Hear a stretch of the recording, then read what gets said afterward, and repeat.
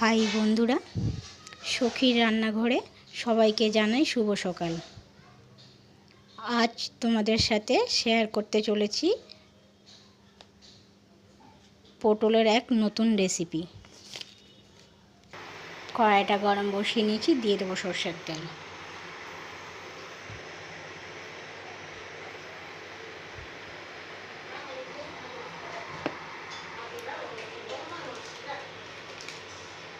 দুটো শুকনো লঙ্কা,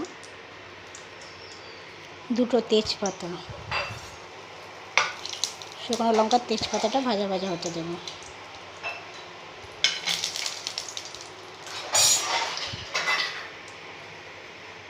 তবে 1 চামচ জিরে। আলু পটলগুলো আগেই কেটে ধুয়ে পরিষ্কার করে রেখেছি। আলুগুলো এইভাবে ডুমো ডুমো করে কেটে নিয়েছি।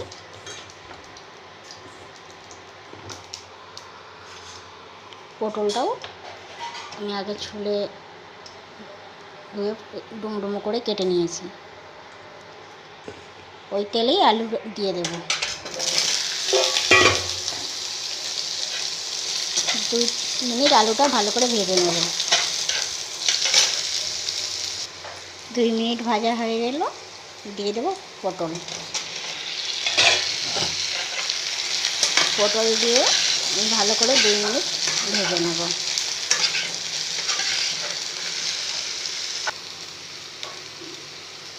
দেব 1 চামচ লবণ,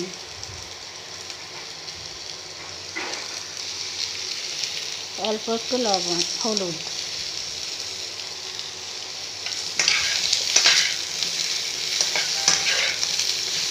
লবণ হলুদ দিয়ে আমি 5 মিনিট ভালো করে ভেজে নেব। আরও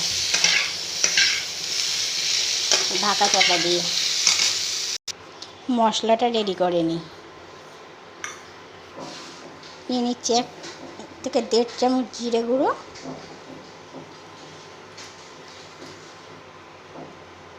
ধনে গুঁড়ো নেব 2 চামচ, হলুদ গুঁড়ো নেব 1 চামচ, আর অল্প জল দিয়ে ভালো করে মিশিয়ে নেব।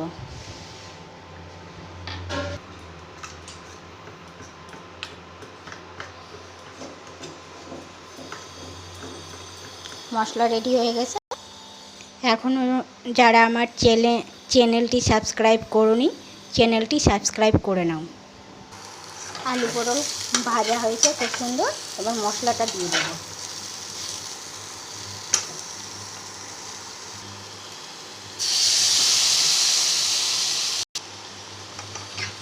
মশলাটা ভালো করে কষিয়ে নেব।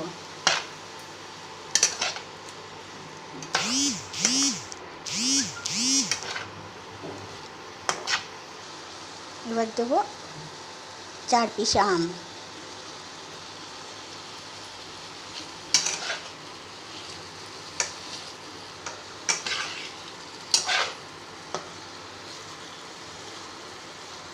দেবো 1 চামচ লবণ। 1 চামচ দিলাম। আগে আমি লবণ দিয়েছি আলু পটল ভাজায়, তাই আর বেশি লবণ দেব না। এই রেসিপিটি গরম ভাত, রুটির সাথে অসাধারণ লাগে খেতে।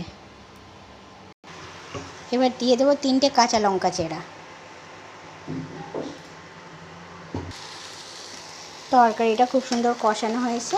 এবার দিয়ে দেবো পরিমাণ মতো জল।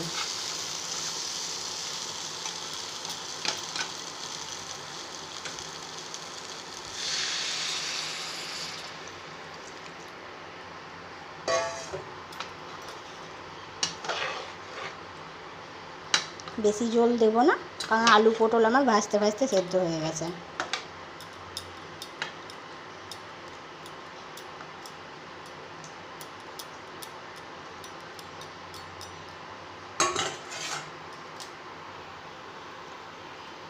ছলটা দিয়ে 5 মিনিট হতে দেব ঢাকনা চাপা দিয়ে। এই রেসিপিটা যদি তোমাদের ভালো লাগে তাহলে একটা লাইক, কমেন্ট, শেয়ার করো, যাতে আমি নতুন নতুন রেসিপি দেখাতে পারি। এবার দিয়ে দেব 1 চামচ চিনি।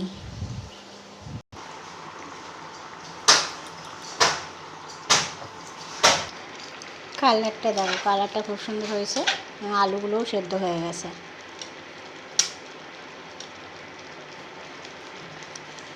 এবার আমি সার্ভ করে নেব।